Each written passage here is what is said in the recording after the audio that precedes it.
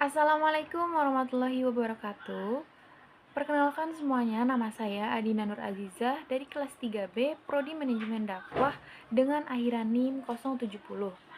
Pada ujian akhir semester video kali ini, di mata kuliah pengantar sosiologi, saya akan membahas judul materi kelompok sosial dan peranata sosial. Kenapa saya mengambil judul ini? Karena menurut saya manusia adalah makhluk sosial yang tidak bisa hidup dengan sendirinya. Maka dari itu, materi ini sangat menarik untuk dibahas.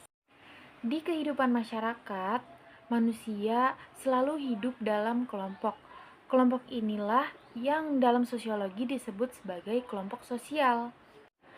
Menurut Suryono Sukanto, kelompok sosial adalah himpunan manusia yang hidup bersama karena adanya hubungan timbal balik, saling berinteraksi, serta memiliki kesadaran sebagai satu kesatuan.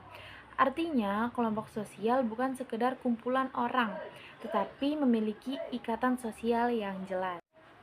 George Homans menambahkan bahwa kelompok sosial terbentuk melalui interaksi sosial yang dilakukan secara berulang dan berkesinambungan, sehingga melahirkan hubungan yang saling memengaruhi. Sementara itu, Emil Durkheim melihat kelompok sosial dari sisi solidaritas.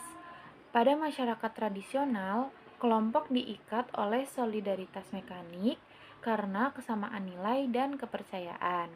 Sedangkan pada masyarakat modern, kelompok diikat oleh solidaritas organik karena adanya ketergantungan fungsi. Dari beberapa pendapat tersebut dapat disimpulkan bahwa kelompok sosial adalah sekumpulan individu yang berinteraksi secara teratur, memiliki kesadaran keanggotaan, tujuan bersama, serta diikat oleh norma dan nilai sosial. Suatu kelompok dapat disebut sebagai kelompok sosial apabila memiliki karakteristik tertentu. Yang pertama, adanya kesadaran sebagai bagian dari kelompok atau sense of belonging yang menumbuhkan rasa memiliki dan solidaritas. Kedua, adanya interaksi sosial yang berkelanjutan, baik berupa komunikasi, kerjasama, maupun konflik yang dikelola. Ketiga, adanya tujuan bersama yang ingin dicapai oleh anggota kelompok. Keempat, terdapat norma dan struktur sosial seperti pembagian peran antara pemimpin dan anggota.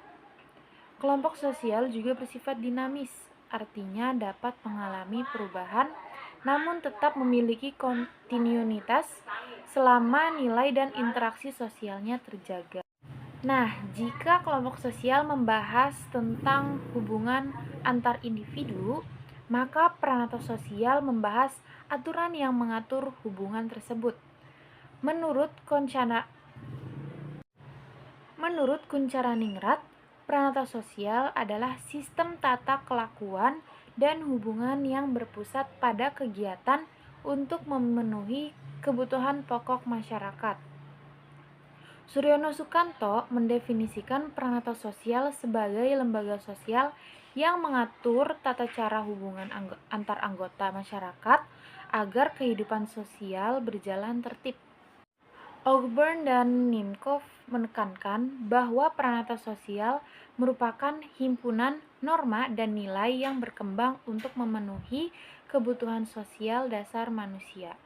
Dengan demikian, peranata sosial dapat dipahami sebagai seperangkat nilai, norma, dan aturan yang berfungsi mengatur perilaku masyarakat serta menciptakan keteraturan sosial. Peranata sosial tidak terbentuk secara tiba-tiba, melainkan melalui proses bertahap. Menurut Suryono Sukanto, proses tersebut dimulai dari kebutuhan masyarakat, misalnya kebutuhan akan pendidikan atau keamanan. Kebutuhan tersebut kemudian melahirkan kebiasaan, yaitu cara-cara yang dilakukan berulang kali untuk memenuhinya. Kebiasaan yang dianggap baik akan berkembang menjadi norma, yaitu aturan yang mengikat perilaku masyarakat.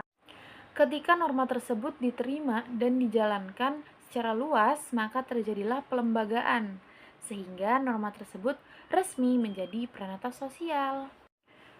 Pada tahap terakhir, nilai dan norma tersebut akan diinternalisasi, yaitu tertanam pada kesadaran individu tanpa paksaan. Contoh kelompok sosial dapat kita temukan dalam kehidupan kampus, seperti kelompok belajar mahasiswa.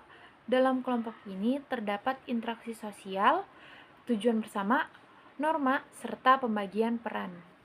Sementara itu, peranata pendidikan mengatur bagaimana proses belajar, ujian, serta aturan akademik dijalankan. Peranata ini berfungsi menjaga ketertiban dan kualitas pendidikan. Hal ini menunjukkan bahwa kelompok sosial dan peranata sosial saling berkaitan dan tidak dapat dipisahkan dalam kehidupan sehari-hari. Sebagai kesimpulan, kelompok sosial merupakan wadah interaksi manusia yang memiliki tujuan, norma, dan struktur sosial. Sedangkan peranata sosial adalah sistem aturan yang mengatur jalannya interaksi tersebut. Keduanya berperan penting dalam menciptakan keteraturan, keharmonisan, dan keberlangsungan kehidupan bermasyarakat.